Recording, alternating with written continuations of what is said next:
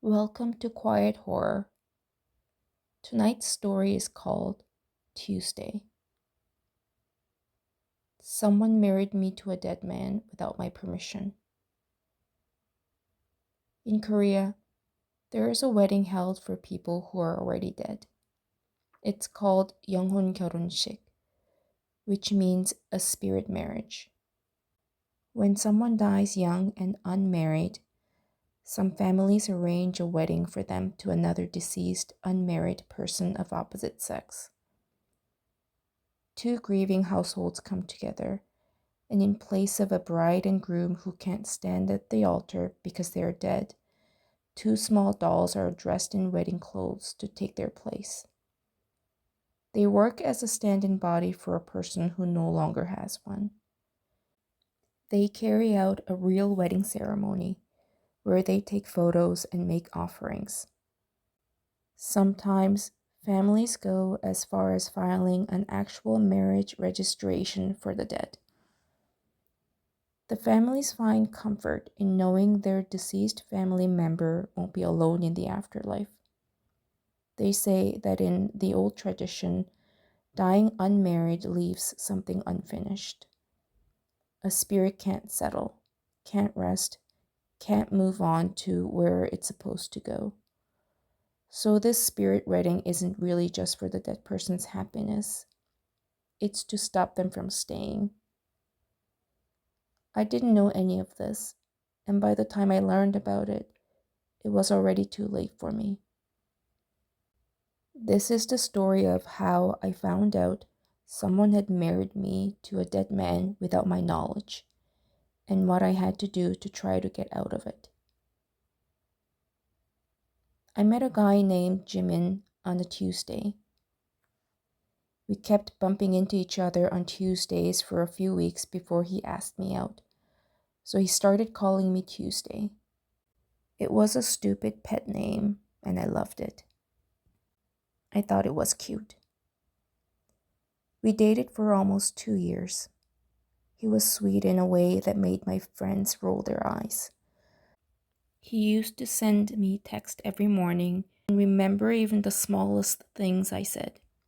He also had this habit of running his thumb along my eyebrows slowly, like he was smoothing something out.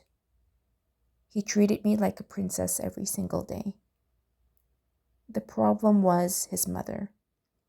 She was pretty intense, calling him 6-7 times a day. She picked out his clothes for a job interview when he was 31. She cried, actually cried, the one time I brought up moving in together.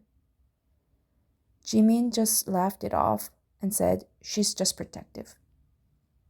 He would always say that he was all she had. I loved him, and I know he loved me, but I knew I could never live with a crazy mother-in-law. Eventually, I ended things with him. He was upset, but he understood. 6 weeks later, he was dead. A car accident, late at night, on the road he drove all the time. I found out from a mutual friend in a text message. I went to the funeral. His mother didn't speak to me. She just stared at me the entire time from across the room. She was obviously grieving. I was too. But the way she looked at me made me feel uncomfortable. But I didn't think much of it. I figured I'd never see her again anyway. Then I got a rash about 4 months later. It was a small red patch on the base of my ring finger, left hand. I thought it was some kind of an allergy, so I put cream on it. But it didn't go away. If anything, the rash got more defined into a shape of a ring, even though I didn't wear any ring. My dermatologist looked at it and joked that it looked like a wedding ring. She thought it was a strange place to have a rash, but she said it should go away with stronger cream in 2 weeks. Around the same time, I started sleeping badly. I'd wake up in the middle of the night feeling that someone was lying next to me. There was no sound or shadow or anything, but I felt an odd sense of weight and warmth. Somehow, it reminded me of how Jimin used to sleep, with his one arm slung over me. It was creepy, but every time I told myself it was grief or stress, or the kind of thing your brain does when you lose someone. One night, I even heard it.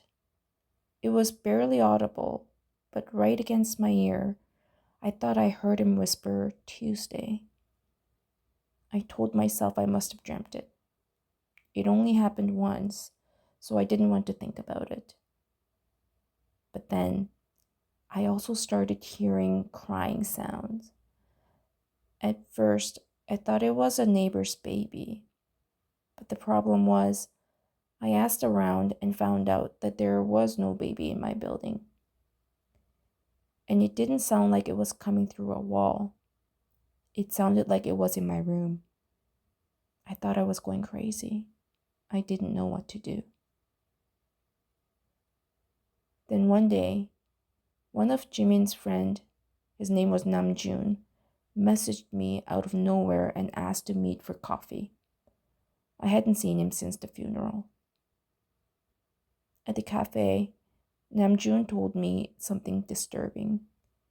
He said that Jimin's mother apparently performed the spirit wedding for his dead son. Normally, it's between two spirits, a dead man and a dead woman, arranged like a business deal between grieving families. But that wasn't what Jimin's mother did. She couldn't stand the idea of her son spending eternity with a stranger. She wanted him with someone she'd actually loved. So she used my name. I don't remember much of the rest of the conversation. All I could think about was how I kept feeling like there was someone in my bed every night, and the rash shaped exactly like a ring around my finger. I just couldn't believe that Jimin's crazy mother did this to me. I honestly didn't know what to do, but I happened to have a coworker who was very superstitious. So when I mentioned to her that I kept feeling a weird presence in my home, she recommended a mudang, which is like a Korean spirit medium or a shaman. My coworker claimed that this mudang was very capable. She swore by her, saying that this shaman fixed something in her family nobody else could explain. The mudang's shop was small, above a busy pharmacy. It smelled like incense and smoke. The moment I walked in, even before I sat down, the mudang said quietly, "You shouldn't have married him." I stood there in the doorway with my mouth open, and she just looked at me, indifferent, like she knew what I was going through. And to my shock, she'd confirmed everything. She said that indeed a marriage ritual was carried out, but in a wrong way. Instead of two spirits, it was done between a dead man and a living woman, me. And now, Jimin was attached to me. The mudang explained that he wanted the life he didn't get to have. I told her about how I kept hearing the baby crying. She explained, "He's trying to build a family. He's attracting baby spirits to you too." I asked her how to stop it. She said the only way to get free was to carry out a proper spirit ritual for Jimin. He needed a bride who belonged with the dead, a woman who died young and alone. If I found one and performed the ritual for him, he might release me. It could send him where he was supposed to go in the first place. I went to the graveyard the next day and walked around. The headstones had the names, dates of birth, and death. It took a while to find a young woman's grave, but I did eventually. A woman, 26, was buried 9 years ago. Her grave was near the back of the cemetery, and there was even a small photo set into the headstone. She looked a little like me, and I didn't know if that was a good thing or not, but I've decided not to think about it too hard. I did what the Murang told me to do. I got the things I needed and went to the woman's grave alone at night. I carried out the ritual just as she told me. I arranged everything just right, and I said the words. Maybe I was imagining things, but I felt like the temperature around me dropped a little, and the rash around my finger seemed to burn a bit more. I almost believed it was working. But then, I heard footsteps behind me. I turned around, and it was her, Jimin's mother. That crazy woman stood at the edge of the grave with a strange expression. "So it worked, didn't it?" she said. "I've been following you, and I can tell it worked. He's here." She was almost smiling. "He isn't alone. He wants to be with you. It has to be you." Suddenly, she lunged and broke the offering table with her hands before I could stop her. The way she looked and acted, it scared me. I was afraid that she might hurt me, so I ran. I don't remember how, but somehow I got home that night. For a while, nothing happened, and I let myself believe that it was over. I did complete the ritual before that crazy woman showed up, so it must have worked, right? The rash faded first, not overnight, but slowly until it was just a faint discoloration that was barely visible. And the nights got quiet. I stopped feeling the warmth. I stopped hearing the baby crying. I started to sleep peacefully. And 6 months later, I met someone. His name was Jaewon. He was kind, a little awkward, and really nerdy.